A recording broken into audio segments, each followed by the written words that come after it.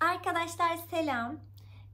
Birçok kişi beni yaptığım işte örgülerden, dikişlerden tanıyor. Birçoğunuz da yaptığım seyahatlerden tanıyorsunuz.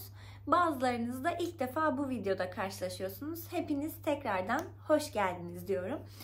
Sizlere bugün bebek alışverişiyle alakalı bütün her şeyi anlatmak istedim.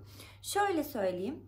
Ben bu konuyla alakalı çok fazla araştırma yaptığımı düşünüyorum. Çok video izledim. Çok fazla anne arkadaşıma danıştım.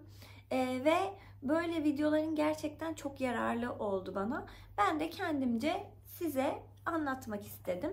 Şimdi şöyle, ilk önce yaptığım araştırmalar sonucu diyeyim. Şöyle bir liste yaptım kendime. İsterseniz bu listeyi size paylaşabilirim. Bu arada Instagram üzerinden yazarsanız daha kolay iletişime geçeriz. Onu da şöyle köşeye bırakayım. Aynı şekilde buradan yorum olarak da konuşabiliriz diyeyim. Şimdi aslında bu alışveriş öyle bir derya ki yani buna gerek var mı deyip aldığım çok şey oldu. Ya da buna gerek yok dediğim, almadığım şeyler de oldu diyebilirim. Bu tamamen sizin tercihinize kalmış şeyler de var ama kesinlikle olması gereken de çok fazla şey var. Ben olması gereken ürünleri aldığımı düşünüyorum. Bütün bebek odasından her şeyi şu an böyle salona yığdım size göstermek için. Hepsini beraber üzerine konuşa konuşa ilerleyeceğiz ve hemen başlayalım diyeyim. Bu arada şunu da söyleyeyim. İşte ne zaman mesela bebek alışverişine başlamalıyım falan diye ben çok düşünüyordum. Tahminimce ne zamandı? 20-24. haftalarımda, şu an bu arada 31. haftadayım. 20-24. haftalarımda böyle ufak ufak almaya başladım. Ama bir ara o Kasım indirimine denk geldi her şey. Kasım indirimine denk gelince gördüğüm, almam gereken yani bu listenin çoğunu o zaman tamamladım diyebilirim. Böyle aldıkça da fosforlu kalemle üzerini çizdim. Benim için çok kolay oldu. Sizler de bu şekilde de yapabilirsiniz. Hemen bir suyumu içiyorum ve devam ediyorum. Bu arada anlatmaya başlamadan hemen şöyle yapayım. Bu çok fazla ürün olduğu için hepsinin linkini koyamayabilirim. Özellikle istediğiniz ürünler varsa yorum olarak bana yazarsanız linklerine yetişebileceğimi düşünüyorum. Sizin için linklerim oraları da diyeyim. Şimdi başlıyorum anlatmaya. Şöyle bir sepete doldurdum ben. Bu benim çamaşır sepetim. Taşımak için buraya. Bu sepeti şöyle aşağı alalım. Bu taraftan, tabii siz görmüyorsunuz aşağıda olduğu için, bu taraftan böyle buraya ala ala anlatmaya başlayayım diyorum ve hemen şöyle bir paketim. Böyle bir alt değiştirme örtüsü aldım. Bunlar kullanatmış ama şey diyorlar yani hani öyle ilk birkaç alt değiştirmeye başladıktan sonra kullanat yani atmıyorsun, hemen hepsi kirlenmiyor diyorlar. Ben bunun ne olur ne olmaz diye bezini de almıştım. Onu da göstereyim ama kim bilir nerede. O kadar, burası siz görmüyorsunuz ama o kadar şey ki. Evet, buldum. Şöyle kullanat olmayan alt açma örtümde var. Yine buna aynı desende birçok annede görmüşsünüzdür. Şöyle bir bakım çantam var. Buraya ıslak mendil koyuluyormuş. İşte böyle bebeğin diğer malzemelerini koyup böyle elimizin altında olması gereken ürünler diye bunları aldım. Sonra bebek battaniyelerim var. Şimdi şöyle şu şekilde 3 tane müslin ince örtü, yine battaniye olarak kullanılabilen yaz aylarında ya da şöyle bunları banyo yaparken de sanırım böyle ıslatıp bebeği daha rahat yıkarken kullanılabiliyor diye böyle ince 3 tane müslin örtüm var. Bunun haricinde buna bayılarak aldım arkadaşlar. Bakar mısınız şunun tatlılığına? Şöyle kuzulu bir battaniyem var. Şöyle bir katlayayım. Aynı zamanda bu battaniyemi de bakın annem benim küçüklüğümden saklamış. Bu battaniye benim bebeklik battaniyemmiş. Ve yani kaç yıl geçmesine rağmen sapasağlam gerçekten. Bakın şöyle çift taraflı. Şöyle minnoş ördekle. Bu da benim bebeklik battaniyemmiş. Şöyle hızlı hızlı geçmeye çalışıyorum çünkü çok fazla anlatacağım şey var. Ve son olarak da böyle 2 tane de penye battaniyeler aldım. Bunlar da işte kundak vesaire yapmak için ya da elimin altında olsun diye almış bulundum. Yani bu kadar çok gerek var mı bilmiyorum ama kullandıkça tecrübe edeceğim. Onun haricinde buraya zıbınlar karışmış. Kıyafetlerini anlatmıyorum arkadaşlar. Çünkü o zaman gerçekten çok uzun ve gereksiz bir video olur. Herkesin kıyafet işte normal alınması gereken nedir? İç zıbın, kısa kollu, uzun kollu belki. Alt üst takımlar, işte tulum, cırt cırtlı tulumları, eldiveni, şapkası, çorabı. Zaten ayaklı oluyor yeni doğan kıyafetlerin çoğu ama yine birkaç tane işte çorabı, yeleği falan filan, bunlar tamamen isteğe bağlı. Sizin arzu ettiğiniz şekilde yönlenebilir. Şimdi şunu aldım ama gerçekten eğer deneyimli anneler izliyorsa bana bir fikir vermesini istiyorum. Şimdi Kasım indirimlerinde yine gördüm ve çok beğendim ve gerçekten çok uygun fiyatlıydı.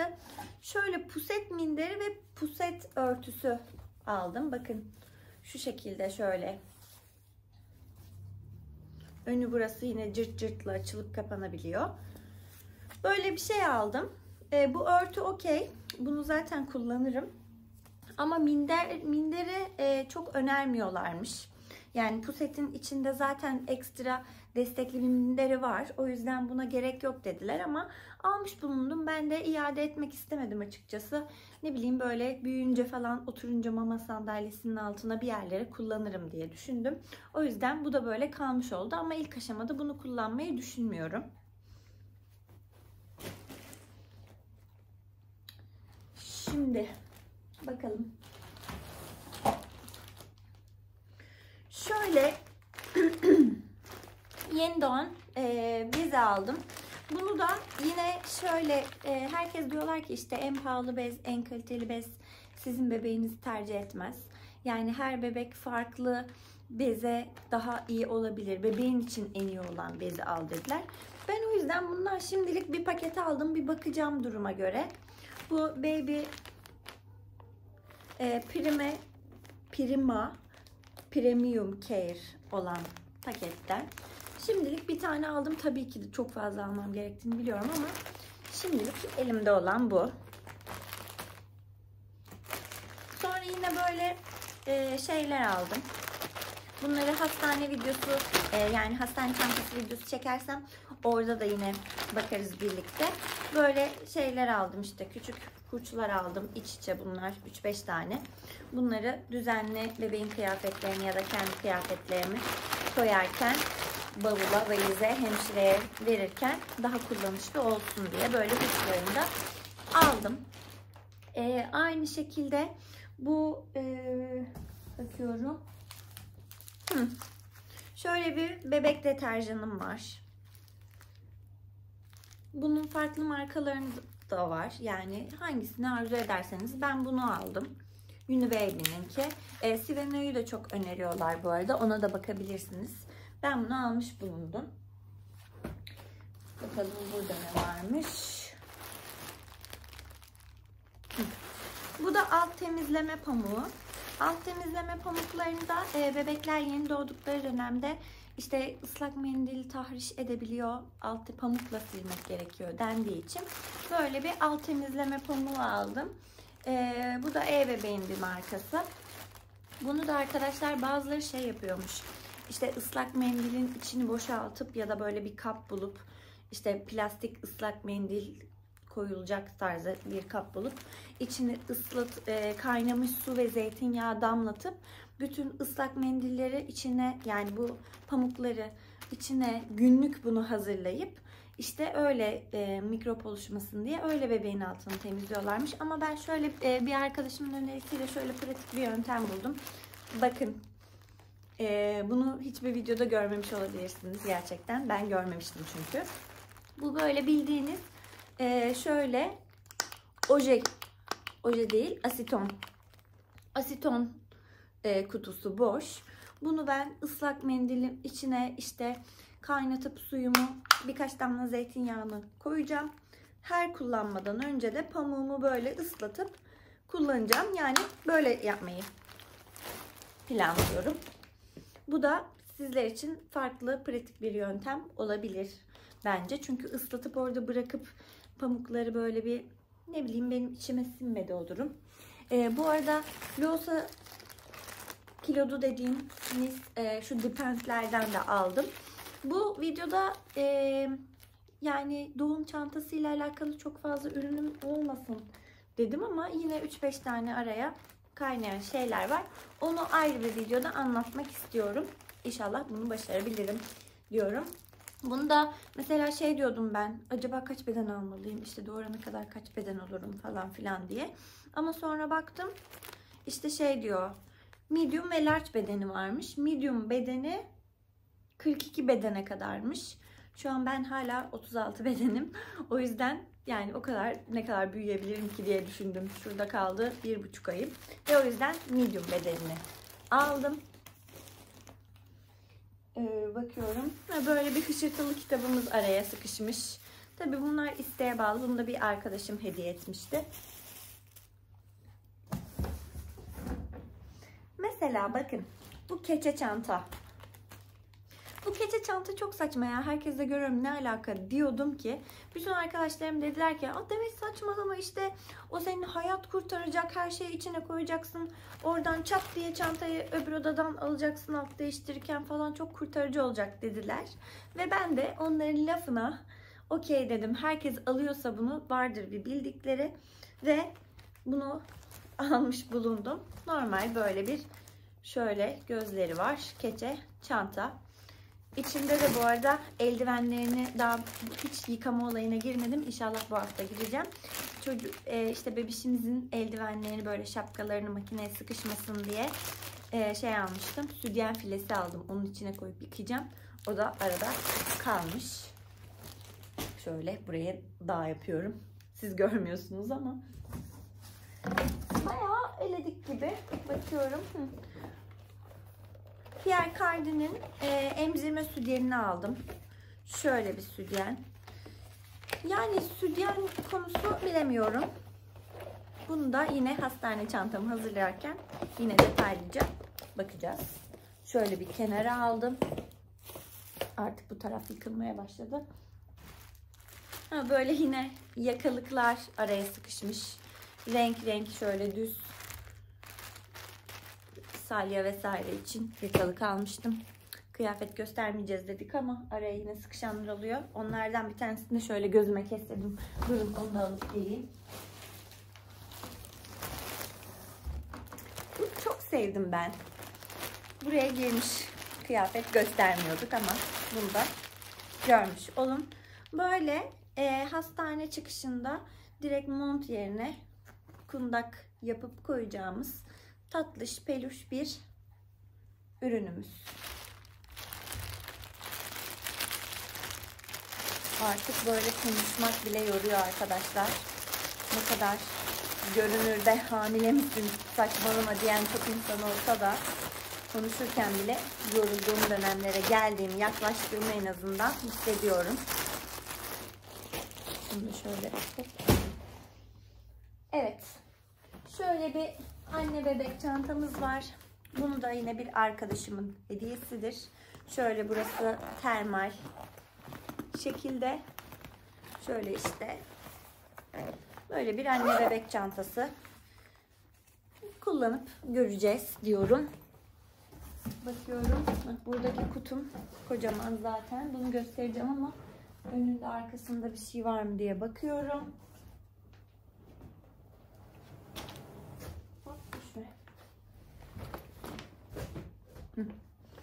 Şimdi arkadaşlar bu da yine olmazsa olmazlarımızdan bir tanesi reflü yatağımız. Şöyle bakın, zaten çantasıyla geliyor.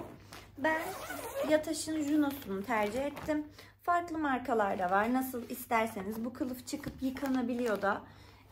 Bu 3-4 ay özellikle bebeğin uyurken birçok anne adayımız ya da annelerimiz bunun çok yararlı olduğunu ve kesinlikle olması gerektiğini söylüyorlar.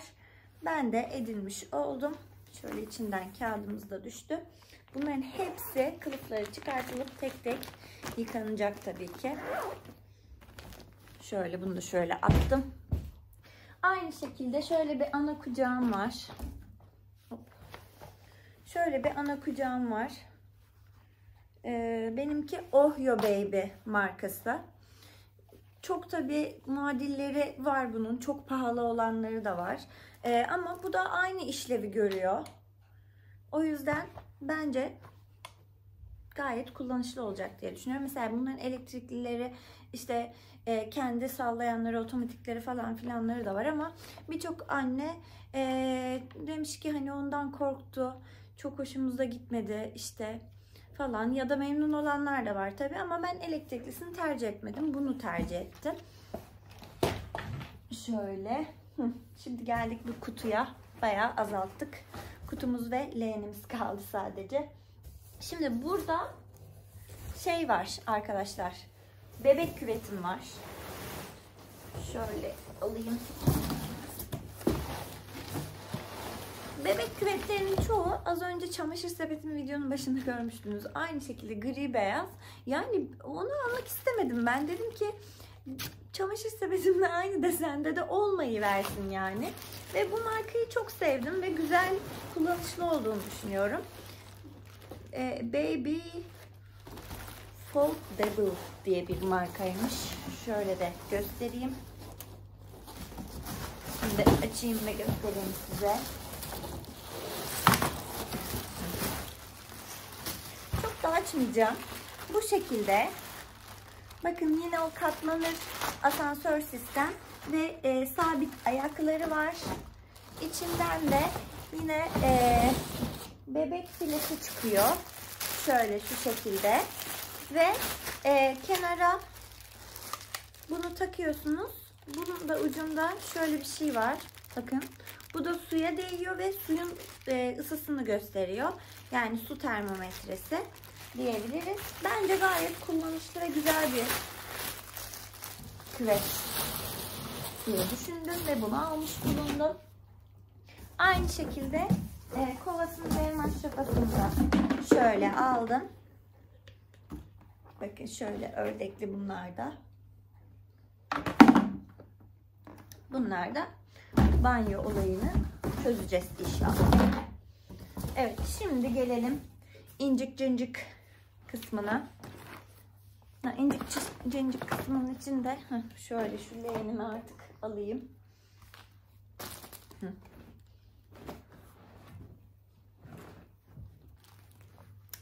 Arada arkadaşlar videoyu durdurmak zorunda kalıyorum. Kusura bakmayın. Su içiyorum, tuvalete gidiyorum, geliyorum, anlatmaya devam ediyorum.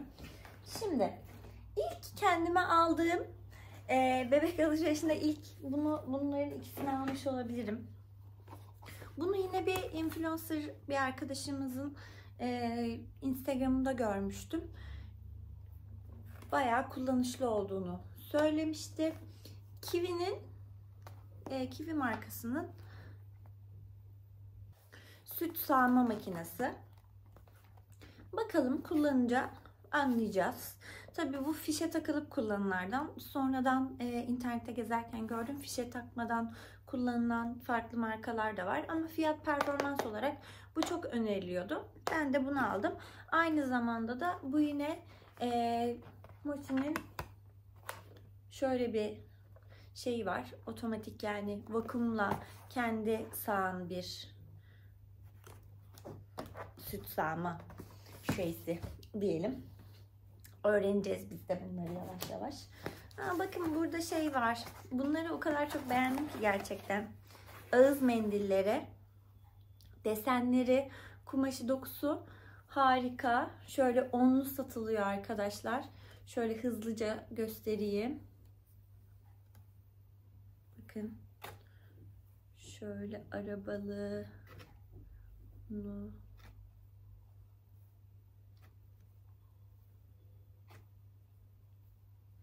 Bakar mısınız tatlılığına? Çok güzel gerçekten.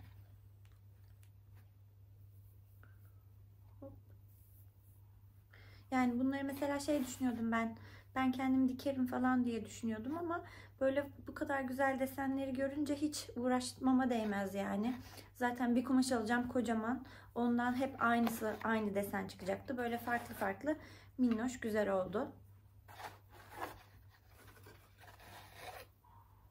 Şöyle toparlıyorum bir yandan da daha sonradan çok uğraşmayayım diye. Evet. Şöyle bir temassız ateş ölçerimiz var. Şu şekilde. Aynı şekilde Baby Jam'in koltuk altından ölçülen de ateş ölçerim var. Bunların ikisini de aldım. Arzu ederseniz kulaktan ölçülen ateş ölçerler de var. Onları da tercih edebilirsiniz. Ben bunları aldım. Sonra duruma göre eğer o da çok ihtiyacım olursa alırım diye düşündüm.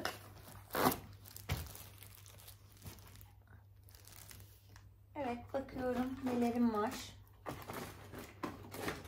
Şöyle Philips Avent'in yine göğüs ucu kalkanı var. Bu konuda da arkadaşlar şöyle çok kararsız kaldım. Göğüs ucu kalkanı mı yoksa gümüş kapak mı diye. Ama sonradan araştırmalarım sonucunda şöyle bir kanıya vardım. Göğüs ucu kapak çok böyle şaldır şaldır işte süt akan göğüslerin uçlarında o sütle temas edip işte o şekilde yararlı oluyormuş. Aksini söyleyip o kenarındaki işte gümüş kapakların kenarı çok sert olduğu için işte yara oldu bilmem ne falan filan diyenler de var. O yüzden ben gümüş kapak almayı tercih etmedim. Bu kalkanları almayı tercih ettim. Bununla beraber zaten nerede o? Göğüs ucu kremimiz de var. Yine bu da Lansimo'nun göğüs ucu kremi. Bunların ikisi işimi görecek diye düşünüyorum. Yine Lansimo'nun süt saklama poşetlerinden aldım. Bu markayı yine çok önerdikleri için bunu tercih ettim. Ama şey düşündüm, acaba süt sağma makinem Lansimo değil, bu iş görür mü diye sonradan bir ara düşündüm ama sorun olmuyormuş. Yani illa aynı süt sağma makinesine gerek yokmuş süt saklama poşeti alırken. Bakıyorum. Bakın bunu da çok bayıla aldım. Bu Chico'nun tırnak makası seti. Hemen açıp göstereyim.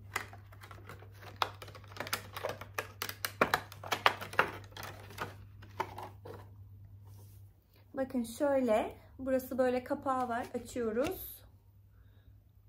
Ve şöyle tırnak bakın makasımız, tırnak makasımız, işte törpümüz, işte burun cımbızımız hepsi içinden çıkıyor. Ve gayet güzel şık bir tasarım yapmışlar. Gerçekten bunu beğendim.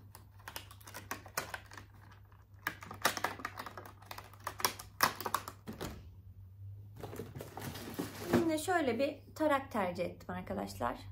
Böyle yumuşak telli. Ben isim falan yazdırmadım. Yoksa aynı fiyataydı. Hiçbir farkı yoktu ama böyle bir tarak yeterli olur diye düşündüm.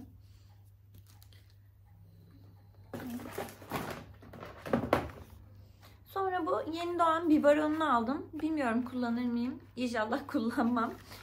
Anne sütüne en yakın ucu ödülünü almış. Cam. Bu şekilde şöyle minik bir biberon bu da. Philips Avent'in yine.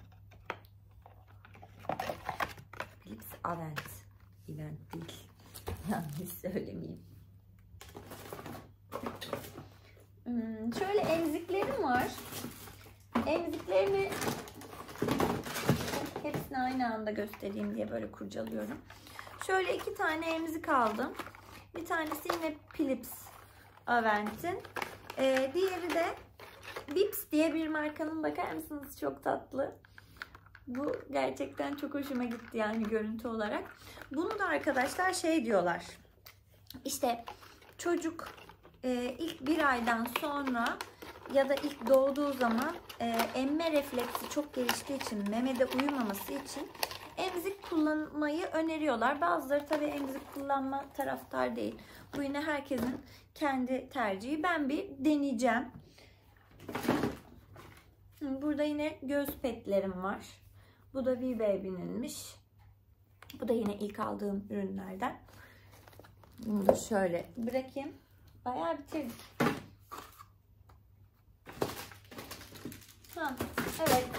Şöyle emzik demişken emzik saklama kutularımız var bu şekilde. Bunlar da yine isteğe bağlı alınabilecek şeyler. Şöyle yine bebek banyosunda kullanacağımız bebek süngerimiz var. Şu şekilde. Bu da Baby Jam'in. Şöyle göstereyim.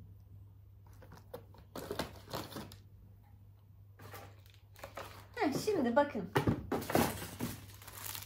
Şu ikisi mesela tamamen isteğe bağlı. Gördüm, denk geldim. Alayım bari dedim. Anne sütü kaşığı. Anne sütü kaşığı meme reddi olmasın. Şöyle bir şey çıkıyor içinden, bakın. Bunu mesela eski anneler falan hiç duymamış, bilmiyorlar.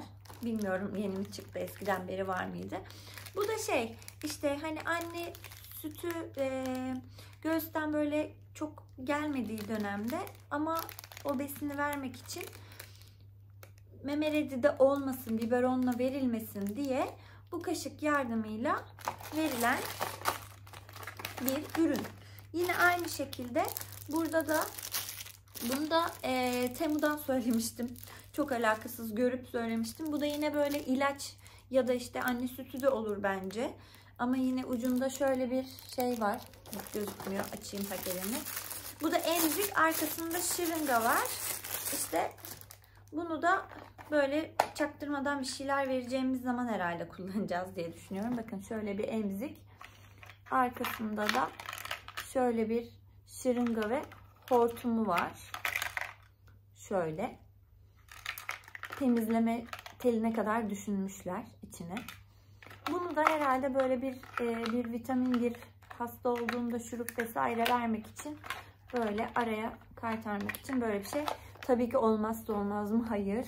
Yani bunu almanıza gerek yok. Ben denk geldim, aldım.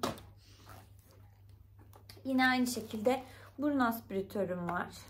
Şöyle. İşte bu yine ağızla, eğer daha önceden denk geldiyseniz, bakın şöyle bu hortumla ucunu takıyorsunuz. Bebeğin burnuna çekip şöyle ağzımızla hüpleterek burnunun açılmasına yardımcı oluyoruz. Bununla da. Bir de arkadaşlar bu seti şöyle birlikte aldım. Yine Mustela'nın işte bebek bakım seti. Bunun içinde de neler var? Pişik önleyici kremi, şampuanı, vücut losyonu ve duş evet, vücut losyonu ve duş jeli, yani duş seti diye geçiyor. Mustela'nın bu böyle toplu satılıyordu. Yine Kasım indirimlerinde yakaladığım ürünlerden bunlar da. Şöyle artık bu taraf taşıyor. Zaten burada da son bir ürünümüz kaldı. Bu konu çok merak ettiğim, aslında üzerine bir sürü annenin fikrini aldığım bir konu. Nedir? Bebek kamerası. Şimdi arkadaşlar, ben bunu tercih etmeye karar verdim. Bebevo'nun normal fişli radyo frekansıyla görüntüyü alan bir bebek kamerası. İlk başlarda şey diyordum, internetli olanlar var biliyorsunuz ki. Sadece internete bağlı olan bebek kameraları var. Yani internet yoksa çalışmıyor. Ya da internet olsa da çalışıyor. Bu şekilde radyo frekansıyla da çalışıyor.